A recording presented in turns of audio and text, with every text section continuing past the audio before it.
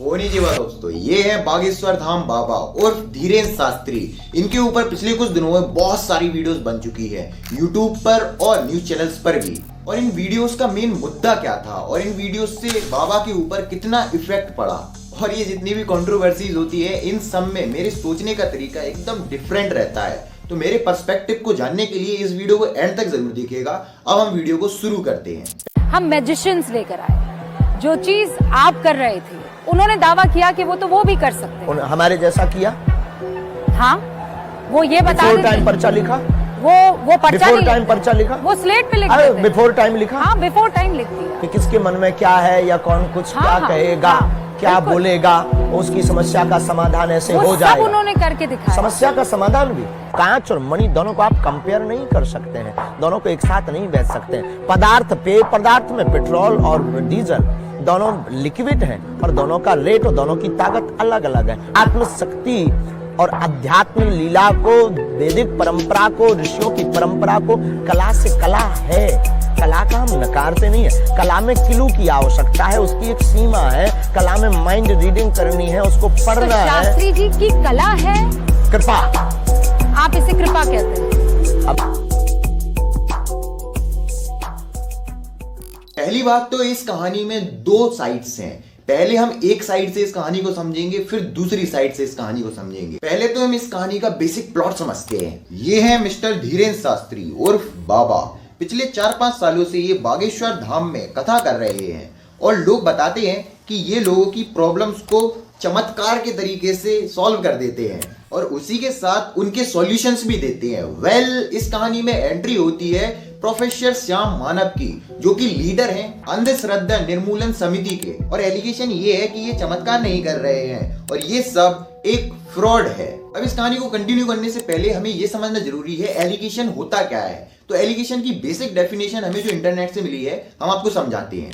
A formal claim against someone, it sparks an investigation that leads to someone being proven innocent और found guilty. चलो अब मैं आपको इसको बहुत ही सिंपल तरीके से 2 लाइन की एक स्टोरी से समझा देता हूं। मान लीजिए आपकी सिस्टर आपसे कहती है कि आपने उनकी चॉकलेट चुराई है, बट आपकी सिस्टर के पास कोई प्रूफ नहीं है कि आपने उनकी चॉकलेट चुराई है। तो ये एक एलिगेशन है जो कि आपकी सिस्टर ने आपके ऊपर लगाया है। अब इधर सेम आपकी सिस्टर की जगह प्रोफेसर श्याम मानव को रख दो और आपकी जगह मिस्टर धीरेन्द्र शास्त्री को रख दो, तो इधर पे सेम वैसी ही कहानी बनती है जैसे कि आपने बागेश्वर धाम वाले बाबा की कहानी में देखा है। और सेम ऐसे ही प्रोफेसर श्याम मानव मिस्टर धीरेन्द्र शास्त्री के ऊपर एक एलिगेशन लगाते हैं। कोई प्रूफ नहीं है और उस केस में सबसे पहली बात तो ये है, कोई भी जज अगर जजमेंट देता है तो वो ये बोलता है कि he is a criminal until unless he is proven guilty. और इधर दूसरी साइड पूरा यूट्यूब भरा पड़ा है बागेश्वर धाम बाबा एक्सपोज्ड, बागेश्वर धाम बाबा फ्रॉड, बाबा का फ्रॉड, बाबा फ्रॉड है या नहीं, बाबा का ढाबा, कुछ भी, मतलब आप लोगों ने कुछ भी बना के रख दिया है। अब मान लीजिए कि बाबा इस केस को जीत जाते हैं और ये सारे एलिगेशंस गलत साबित होते हैं, तो इधर एक एक करके सबके ऊपर डेफेमेशन का केस बाबा को लगाना चाहिए, सारे यूट्यूबर, सारे न्यूज चैनल्स के ऊपर, कि उन्होंने पहले ही ऐसे कैसे डिक्लेयर कर दिया, खुद जजमेंट कैसे दे दिया। इन लोगों का काम होता है कि एक खबर दे, कोई भी चीज को बताए, एक मतलब जैसे रिप्रेजेंट करे, इस वीडियो में जैसे मैं आपको कर रहा हूं, दोनों साइड की एक बात बताएं और फिर अपने ओपिनियन दें, ना कि जजमेंट कि बाबा फ्रॉड है। ऐसा थोड़ी ना होता है यार। और डेफेमेशन केस के लिए मैं ऐसा क्यों कह रहा हूं, ये बहुत जरूरी है लगना, क्योंकि ये केस शुरू हुआ था जनवरी की एंड ऑफ फरवरी की स्टार्टिंग में, लेकिन बहुत सारे यूट्यूबर्स ऐसे थे कि उन्होंने सीधी वीडियो निकाल दी फरवरी की स्टार्टिंग में ही, मतलब कुछ टाइम होने भी नहीं दिया, दूसरी साइड की कहानी ही नहीं सुनी, सिर्फ एक साइड की कहानी सुनकर उन्होंने सीधा मतलब अपना अलग ही एक वो केस बना के रख दिया। मतलब ये क्या है और ये सब हो क्यों रहा था? इसके पीछे का मेन रीजन था कि बागेश्वर धाम बाबा के ऊपर लाखों करोड़ों में व्यूज आ रहे थे, सबने जमकर व्यूज छापे हैं। अब आते हैं वीडियो के सेकंड पड़ाव पर, मतलब दूसरी साइड पर, कि दूसरी साइड से क्या कहानी है। अब बहुत सारे यूट्यूबर्स और न्यूज चैनल्स वाले कहते हैं कि ये तो सुहानी साहब भी कर सकती हैं, करण सिंह भी कर सकते हैं, इसमें डिफरेंट क्या है, ये तो माइंड रीडिंग करके कोई भी कर सकता है। बेसिकली लोग सुहानी साहब और करण सिंह को कंपेयर कर रहे हैं मिस्टर धीरेन्द्र शास्त्री से। तो अगर कंपैरिजन हो ही रहा है तो क्यों ना ढंग से ही कंपैरिजन किया जाए कि इन दोनों में डिफरेंस क्या है और कैसे एक आर्ट लोगों को हेल्प के लिए यूज की जा रही है और एक आर्ट, वही आर्ट लोगों से फायदा उठाया जा रहा है। मतलब बस थोड़ा सा क्या है, पीआर यूज किया जा रहा है अच्छे तरीके से, और इधर पे टारगेट किया जा रहा है मतलब जो सच में अच्छा काम कर रहे हैं। तो इसको हम डिस्कवर करने के लिए कुछ क्लिप्स दिखाएंगे आपको। तो पहले तो आप बागेश्वर धाम बाले बाबा की तरफ से कुछ क्लिप्स देख लीजिए। आज एक बैठक की गई और एक निर्णय लिया गया वर्तमान में महामारी के प्रकोप को देखते हुए कि आयोजन को 2 पार्ट में किया जाए। 1 मार्च को महाशिवरात्रि को 108 गरीब कन्याओं का विवाह है और 22 मार्च से 251 कुंडी लक्ष्मी नारायण महायज्ञ। बात यह है कि सब कोई मंदिर बनवाता है, हमने सोचा हम मंदिर नहीं, हम कैंसर हॉस्पिटल बनवाएंगे। अब एक बात बताओ कि ये संकल्प है कैसा? बढ़िया है ना? तुम भी गर्व से कहोगे कि हाँ हम बागेश्वर वाले हैं, यहां दुआ और दवा दोनों की व्यवस्था होगी। तो बनना चाहिए कि नहीं? बुंदेलखंड में बहुत दिनहीन लोग रहते हैं और कैंसर की दवाई सब कोई करवा नहीं पाता है। तो अभी तो हमारे लोग अच्छा लोगों ने लगा के गुरुजी लोग ना है, हमारे हनुमान जी साक्षी हैं, हमारे लोग तो जितना आता हम खर्च कर देते हैं, जो कोई चढ़ा जाए तो हम खर्च कर देते हैं। लेकिन हमने विचार किया कि अब जो भी कथाएं करेंगे, या कई लोग आते हैं जिनके काम से 2 बड़े बड़े अमीर आदमी, गुरुजी कोई सेवा बताओ। अब हमने नियम लिया है कि अब जो भी चढ़ोतरी आएगी कथा में, जो भी हमको दक्षिणा मिलेगी, अपनी भोजन की व्यवस्था भर छोड़कर संपूर्ण धनराशि को दान को कैंसर हॉस्पिटल के निर्माण में लगाया जाएगा। लोगों को भंडारे कराए जा रहे हैं, 121 लोगों की शादी कराई जाती है हर साल, डोनेशन हो रहा है। बल्कि उन्होंने तो ये भी बोला है कि अगर ज्यादा से ज्यादा उनके पास पैसा जुड़ पाए ये सब करने के बाद, धाम वगैरह में मतलब बाबा जो भी अपना मतलब करते हैं, जो भी 7 दिन का 8 दिन का उनकी जो बिठालते हैं, उसमें अगर पैसा अच्छा खासा हो भी जाए दान वगैरह से जो भी मिले, तो वो कैंसर हॉस्पिटल भी खुलवाने की सोच रहे हैं। मतलब देख रहे हैं कितना बढ़िया काम करने की कोशिश कर रहे हैं। अब इधर पे चलो छोटी सी एक मैथ भी लगा लेते हैं। 121 लड़कियों की शादी, मतलब हर साल, अगर चलो हर साल, वो तो साल में 2-3 बार कराते हैं, बट अगर हर साल का ही मान के चलें, लोएस्ट से लोएस्ट लेके चलेंगे हम इसमें, ठीक है? 121 लोगों की शादी, और हर एक शादी में मिनिमम से मिनिमम 80,000 मान के चलते हैं हम कि खर्चा होगा। 80,000 मिनिमम मान के चल रहा है। वैसे आपको ही पता है, मुझे भी 80,000 में कहीं भी शादी नहीं होती है, यहाँ तो 1.5-2 लाख से ऊपर ही जाता है हर चीज, ठीक है? क्योंकि सामान ही बहुत महंगा हो गया है। तो अगर 80,000 से भी अगर ये सब हो रहा है, तो इधर पे मैंने जो हिसाब निकाला है उसमें पता चला कि 96,80,000 रुपए 121 शादी कराने में लगता है, और ये मैं मिनिमम से मिनिमम ले रहा हूं। तो मतलब 96 लाख कोई छोटी अमाउंट नहीं है। और ये जो पंडित जी लोग होते हैं, बाबा लोग होते हैं, इनके पास सोर्स क्या है? पहले तो आप ये बताइए मुझे। पैसे कमाने का कोई सोर्स है? नहीं है। जितना दान में आता है उसमें से भी ये थोड़ा बहुत अपने लिए रखते हैं कि खाएंगे पिएंगे, और अपने जो मतलब इनके साथ में जो काम वगैरह करते हो उनको देखेंगे। और मतलब सफर करना पड़ता है इनको, तो उधर पे भी तो उनको ट्रेन के टिकट, फ्लाइट के टिकट सब कुछ अपने साथ ही अरेंज करने पड़ते हैं ना, या फिर क्लाइंट कभी कभी करा देता है। तो अब इधर पे 96 लाख रुपीज जोड़ना, फिर उसको मतलब दान कर देना एक तरीके से, ये कोई छोटी बात नहीं है। कंपैरिजन कर रहे थे ना, अब दूसरी साइड देखते हैं सोहानी सा और करण सिंह क्या करते हैं, मतलब अपनी आर्ट को कैसे वो मतलब फायदा करते हैं, उससे दिखाते हैं। चलिए, तो अब आप ये कुछ फोटोज और वीडियोस देख लीजिए। ये है सोहानी शाह, करण सिंह, और ये लोग अपनी वीडियोस को कहाँ पर मतलब अपना आर्ट फॉर्म कहाँ दिखाते हैं? कोई बड़े इवेंट्स में, किसी मोटिवेशनल स्पीकर की सेमिनार में जाके, कहीं किसी इवेंट में जाके, किसी के बर्थडे पार्टीज में जाके, और हर एक इवेंट में कम से कम लाखों करोड़ों रुपए मिलते हैं। किसी में तो चलो गेस्ट स्पीकर के हिसाब से बुला लेते हैं, तो कहीं पैसे नहीं देते हैं। कॉलेजेस में जाते हैं तो उधर पे लाखों करोड़ों रुपए लगाते हैं, मतलब मिलते हैं इन लोगों को। अब आप खुद सोचिए, क्या आपने कभी देखा है कि इन लोगों ने कभी किसी को दान किया हो, या कहीं डोनेट किया हो, किसी की हेल्प की हो? ये क्या करने की कोशिश करते हैं? व्यूज लाने की कोशिश करते हैं, अपने मतलब अलग ही मतलब शोज वगैरह चला रहे हैं। मुझे उससे कोई क्रिटिसिज्म नहीं है, बट मुझे क्रिटिसाइज इस चीज को करने में बहुत मतलब जरूरी है कि आप मतलब कंपैरिजन कर रहे हैं किस चीज के बारे में, कि वो अपना आर्ट फॉर्म, ये तो कोई भी कर सकता है, माइंड रीडिंग कोई भी कर सकता है। तो माइंड रीडिंग करके अगर बाबा कम से कम किसी की प्रॉब्लम्स को समझ के अगर उसको कोई सॉल्यूशन दे रहे हैं, हेल्प करने की कोशिश कर रहे हैं, तो क्या वो गलत है? मतलब जिस इंसान जो अपनी मतलब पूरी उम्मीदें छोड़ चुका है और वो चाहता है कि अब मुझे मतलब मर ही जाना चाहिए, कुछ गलत कर लेना चाहिए, और उसको वो मतलब एक जलासा देते हैं, एक मतलब वो देते हैं कि चलो उम्मीद देते हैं कि कुछ नहीं, सब ठीक हो जाएगा, और ये तो मतलब इतने टाइम तक तुम ठीक हो जाओगे। अगर चलो सही भी नहीं है, मैं तो ये बोलकर चलता हूँ, और उसके बाद भी अगर वो बोलते हैं कि चलो सही हो जाओगे, तो उस इंसान को अगर उम्मीद मिलती है तो उस इंसान की जान बचती है। और एक इंसान की जान बचाना भी कितनी बड़ी बात होती है। और इधर पे क्या होता है, इधर पे आप सब रिवील कर रहे हैं कि ये देखिए हमने पासवर्ड आपका पता लगा लिया, ये देखिए हमने आपकी क्रश को पता लगा लिया, ये देखिए हमने आपके मतलब फोन नंबर पता लगा लिया। अच्छा एक बात बताइए, माइंड रीडिंग में मेरे भी बहुत सारे दोस्त हैं, उन्होंने मुझे बताया, माइंड रीडिंग की जो ट्रेनिंग वगैरह ले रहे हैं, उन्होंने मुझे बताया कि माइंड रीडिंग में नंबर्स, किसी का मतलब एक इंसान का नाम पता लगाना, किसी सिंगर मतलब उसके फेवरेट कलर वगैरह ये चीजें पता लगाना बहुत सिंपल है। इसका मैं एक एग्जांपल भी दिखा देता हूँ। संदीप माहेश्वरी के शो पे जिस किसी ने भी देखा होगा, उन्होंने 1 महीने के अंदर माइंड रीडिंग की। उसके बाद उन्होंने जो मतलब एक मतलब एलिफेंट का एक वो था, कुछ था, मैं क्लिप इसलिए नहीं दिखा सकता हूँ क्योंकि कॉपीराइट स्ट्राइक आ सकता है इस वजह से। तो अब आप खुद सोचिए कि जितने भी लोग थे, यहां तक कि मैंने वो वीडियो देखी तो मैंने भी वही चीज इमेजिन की है। तो इधर पे आपको क्या लगता है कि वो सबकी माइंड रीडिंग कर रहे हैं या फिर वो एक पर्सपेक्टिव बिठा रहे हैं जिसकी वजह से आंसर वही चीज रहेगी, बस सब लोगों को सोचने के लिए उधर पे मतलब टारगेट किया जा रहा है। मतलब आप एक समझिएगा, ये रहा एक पेन का ऑब्जेक्ट, ठीक। अब मैं बोलता हूं कि एक ब्लू कलर की चीज इमेजिन करिए, उसके ऊपर मतलब एक ट्रांसपेरेंट चीज है, उसके ऊपर कोई एक बढ़िया सा वो लगा हुआ है, कैप वगैरह लगा हुआ है, ठीक। तो आपके दिमाग में क्या 2-3 चीजें आएंगी? अगर ढक्कन बोला तो आपके दिमाग में क्या चीजें आएंगी? कि मतलब कैप बोला तो आपके दिमाग में क्या चीजें आएंगी? या तो इंसान कैप पहनता है, ठीक, या तो ये पेन कैप है, ठीक। तो अब आप मतलब सोचिए ना, ट्रांसपेरेंट तो इंसान की शरीर रह नहीं सकता है, तो आप क्या ही सोचेंगे? पेन होगा यार, होगा ना। तो इधर पे टारगेट में आपका किधर ले आया? पेन की तरह। तो यही एक माइंड रीडिंग जो ये सुहानी शाह और करण सिंह करते हैं, कोई बहुत ज्यादा टफ चीज नहीं है ये। और इधर पे जो बागेश्वर धाम वाले बाबा करते हैं, इसमें डिफरेंस क्या है मैं बताता हूँ।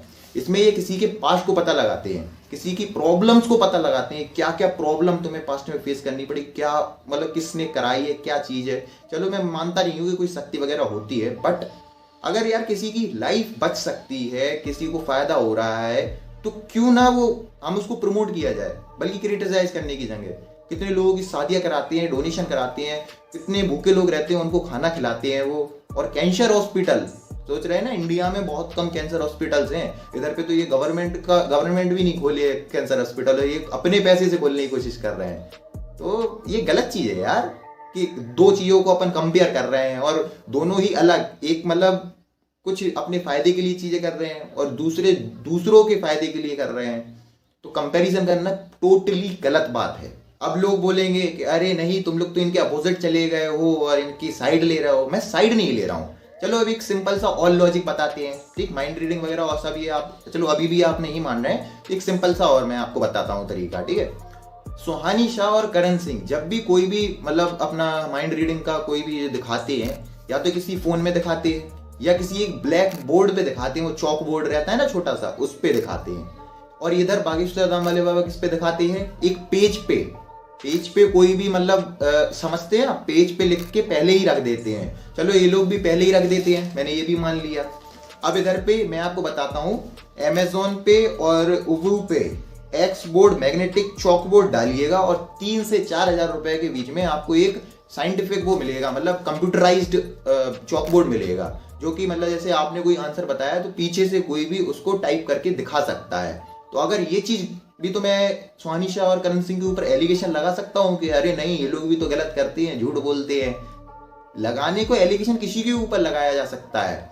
आप मेरे ऊपर भी एलिगेशन लगा सकते हैं कि मैं किसी को टारगेट कर रहा हूँ या नहीं कर रहा हूँ, बट किसी को मतलब प्रमोट करना या उसको अच्छी चीज से मतलब सराहना देना, ये बहुत डिफिकल्ट चीज है। और एलिगेशन लगाने के लिए चाहिए ही क्या है? एलिगेशन लगाने के लिए थोड़ी सी रिसर्च, नॉलेज और एक किलो कॉन्फिडेंस चाहिए है। बस लगा दो किसी के ऊपर आप एलिगेशन, और अगर उस पर व्यूज वगैरह आ रहे हैं, उस पर मतलब पब्लिसिटी हो रही है, तो तुम्हारे साथ लाखों करोड़ों लोग भी जुड़ जाएंगे क्रिटिसाइज करने के लिए। तो आप क्या सोचते हैं? कमेंट सेक्शन में हमें जरूर बताएं कि सुहानी शाह और मिस्टर धीरेन्द्र शास्त्री को कंपेयर करना सही बात रहेगी या मतलब ये टोटली मतलब गलत चीज है। जहां एक व्यक्ति लोगों की हेल्प कर रहा है, वहां दूसरे व्यक्ति लोग बड़े बड़े इवेंट्स में जाके पार्टीज कर रहे हैं, एंजॉयमेंट कर रहे हैं। दोनों को कंपेयर करना तो छोड़ो, मतलब एक रहता है ना लेवल 1 के नीचे लेवल 2 पे भी रखना बहुत बुरी बात रहेगी इन लोगों को। तो अब ये सब हो क्यों रहा है, मैं उसके पीछे का भी आपको रीजन बता देता हूँ। ये सब हो रहा है क्योंकि इससे सब लोगों को टीआरपी मिल रही है, व्यूज मिल रहे हैं। अगर इससे टीआरपी नहीं मिल रही होती तो ये कब का खत्म हो गया होता है पूरा का पूरा मामला। अच्छा एक बात बताइए, आपकी अदालत में आपने कभी भी किसी बाबा वगैरह को ऐसे नॉर्मली देखा है बुलाया गया हो? या किसी को ऐसा देखा है जो चर्चे में ना हो और उसको बुलाया जा रहा हो? टीआरपी के लिए ही एनडीटीवी वाले लोग बुलाते हैं। पहले अडानी को बुलाया जा, अडानी और हिंडनबर्ग का वो कॉन्फ्लिक्ट हुआ था, और अब इनने बागेश्वर धाम वाले बाबा को बुलाया, जिससे वो 20 मिलियन के आसपास तो व्यूज ले ही गए हैं। तो ये सब टीआरपी का चक्कर है। और मैं आप लोगों से छोटा भले ही हूँ, सुहानी शाह से बोल रहा हूँ मैं, और प्रोफेसर श्याम मानव से भी यही बोलूंगा कि मैं आपसे छोटा जरूर हूँ एज में, बट मुझे नहीं लगता है आपने मेरे जितनी थिंकिंग को डेवलप कर पाया है। ये सब टीआरपी का चक्कर है, और आप लोग ये टीआरपी के ट्रैप में फंस चुके हैं। ये न्यूज चैनल वाले किसी के भी नहीं होते हैं, ये सिर्फ टीआरपी के होते हैं। इन्हें जहां से टीआरपी मिलेगी सबको यूज करेंगे, और 4 दिन बाद सुहानी सिंह को भूल जाएंगे, सुहानी शाह को भूल जाएंगे, और प्रोफेसर श्याम मानव को भूल जाएंगे। ये रियलिटी है न्यूज चैनल्स वालों की। प्रॉब्लम ये है कि जिस टाइप की आइडियोलॉजी मेरी है, उस टाइप की आइडियोलॉजी आप इतनी बड़ी बड़ी एज और एक्सपीरियंस के बलबूते पर भी शायद नहीं कमा पाए अभी तक। मतलब बेसिक नॉलेज तो होनी चाहिए कि कौन हमारा फायदा उठा रहा है और कौन नहीं। अब बहुत सारे लोगों के मन में ये भी सवाल आएगा कि बागेश्वर धाम वाले बाबा तो 4-5 सालों से आ रहे हैं टीवी पर, फिर अभी उन्हें क्यों क्रिटिसाइज किया जा रहा है, अभी क्यों टारगेट किया जा रहा है? तो मैं आपको बता दूं कि पहले महीने में लेफ्टिस्ट का राइटिस्ट के ऊपर टारगेट रहा है, और दूसरे महीने में राइटिस्ट का लेफ्टिस्ट के मतलब अपोजिट वो टारगेट रहा है। ये जनवरी 2023 की स्टार्टिंग है, और ये ऐसा क्यों हो रहा है मैं आपको उसके पीछे का भी रीजन बता देता हूँ। 2024 में इलेक्शंस आ रहे हैं इंडिया के, और उसके पहले कुछ ना कुछ तो मामला होना ही चाहिए ना। और अगर आपको नहीं है विश्वास तो देख लीजिएगा आप, दिसंबर से पहले पहले कुछ ऐसी खतरनाक चीजें होंगी ना कि मतलब आपका दिमाग भी ये चीजों को झेल नहीं पाएगा कि ये क्या इंडिया में हो रहा है। और ये सब पॉलिटिकली होता है। ये मतलब शांत भी कराया जाएगा। अगर ये वीडियो पे अच्छे सारे व्यूज आए मेरे, तो शायद इस वीडियो को शांत भी कराया जाएगा, मुझे भी शांत कराया जाएगा। बट यही एक रियलिटी है कि ये दंगे वगैरह जितनी भी ये चीजें होती हैं, ये सब कराई जाती हैं, होती नहीं है। और वैसे भी पिछले कुछ टाइम से मीडिया के ऊपर व्यूज तो आ नहीं रहे हैं जब से यूट्यूब वाला प्लेटफॉर्म आया है। और गोदी मीडिया को तो वैसे भी कोई मतलब विश्वास रखता नहीं है। जब से रवीश कुमार को भी हटाया गया है एनडीटीवी से, मतलब वो खुद हट गए हैं, तो और भी विश्वास हट गया है। तो इसीलिए उन्होंने सोचा क्यों ना यही एक बहुत अच्छा मतलब मौका रहेगा कि इनको टारगेट किया जाए और ज्यादा से ज्यादा टीआरपी गेन की जाए, और फिर से अपनी ऑडियंस को वापस लाया जाए ट्रैप में कि हिंदू मुसलमान और ये गरीब अमीर, और यही चलता रहेगा दिन भर। कास्ट सिस्टम बेस्ड पॉलिटिकल चल रहा है पूरा सिस्टम। अब एंड में मैं आपसे बस यही कहना चाहूंगा कि अगर आपको धीरेन्द्र शास्त्री गलत लगते हैं तो ये लोग भी गलत हैं, और अगर आपको धीरेन्द्र शास्त्री सही लगते हैं तो फिर ये लोग गलत हैं जो कि यूट्यूब पे कुछ भी डाल रहे हैं। इन लोगों को थोड़ा सा रुकना चाहिए। और मैं क्यों इसीलिए रुका, क्योंकि मुझे दोनों साइड की पहले कहानी समझनी थी, और फिर मुझे थर्ड पर्सपेक्टिव से सोचना था कि मतलब क्या हो रहा है। फुल ऑन यूज हो रहा है सबका, और ये क्रिटिसाइज किया जा रहा है। और देखिए, मैं आपसे यही नहीं बोलता हूँ कि आप इन शक्ति वगैरह पे ध्यान दीजिए या विश्वास कीजिए। आपका मन है करो, नहीं करना है नहीं करो। मेरा मन है करूंगा, मेरा मन है नहीं करूंगा। मैं वैसे भी करता नहीं हूँ, बट लेकिन एक बेसिक नॉलेज तो होनी चाहिए ना कि अगर कोई चीज, कोई भी मतलब कोई भी चीज है जो कि या आर्ट फॉर्म है, उसको अगर अच्छे यूज के लिए यूज किया जा रहा है तो क्या वो गलत है? मैं आपसे पूछता हूँ ये बात। और वहीं दूसरी ओर कंपेयर उन लोगों से करा देते हैं जो अपने फायदे के लिए चीजें देखते हैं। और अगर आपको धीरेन्द्र शास्त्री सही लगते हैं तो फिर ये लोग गलत हैं जो कि खुद ही इन्वेस्टिगेटर बन गए, खुद ही लोगों ने जजमेंट दे दिया कि ये सही है या ये गलत है।